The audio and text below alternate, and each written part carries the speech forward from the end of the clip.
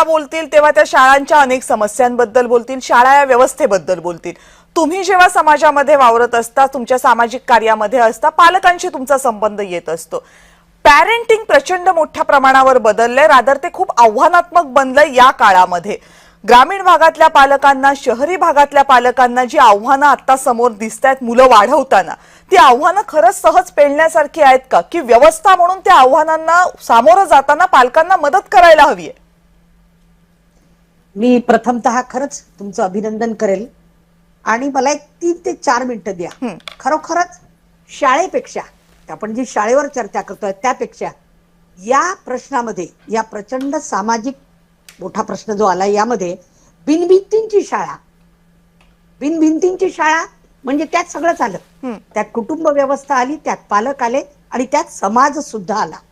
यांची सुद्धा काही जबाबदारी या प्रश्नाबद्दल आहे असं मला वाटतं. आता सर जे बोलले, आपले सायकॅट्रिस्ट सर, अगदी परफेक्ट, की टीचर्सवर प्रेशर आहे आणि म्हणून त्याचं इनडायरेक्ट स्टुडंट्सवर सुद्धा प्रेशर आहे. आणि या प्रेशरला शिट्टी नाही, या प्रेशर कुकरला शिट्टी नाही. मग शिट्टी म्हणजे काय, तर आपल्याला जेव्हा प्रेशर येतं, त्या प्रेशरला कोणाची तरी बोलून, मला हा प्रश्न आहे, हे कोणाची तरी बोलून आपण हे केलं पाहिजे. संवाद, स्वसंवाद हा सोसायटीतूनच गायब झालाय. प्रत्येकाचा संवाद आता त्या न बोलणाऱ्या डब्याशी आहे, आपण पाहू ते दिसणाऱ्या डब्याशी आहे.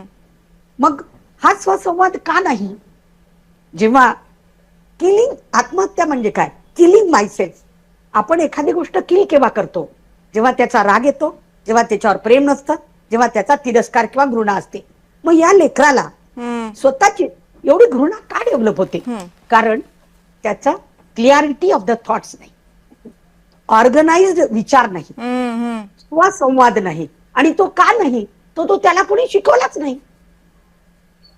आता आम्ही असं लहानपणी म्हणायचो की मी कोणाकडून शिकेल, घरात आई आणि दारात बाई, आम्ही टीचरना बाई म्हणायचो. हो, गुरुजी आणि बाई, गुरुजी आणि बाई. म्हणजे आता घरात आई, प्रचंड महागाई, प्रचंड स्पर्धा, प्रचंड एक्सपेक्टेशन, या सगळ्या नर्सरी पासून तर शिक्षणाचा प्रचंड लाखो करोडो मध्ये खर्च, या सगळ्या फुलफिल करण्यासाठी खरोखरच रथाचं दुसरं चाक म्हणून ती बाहेर पडली.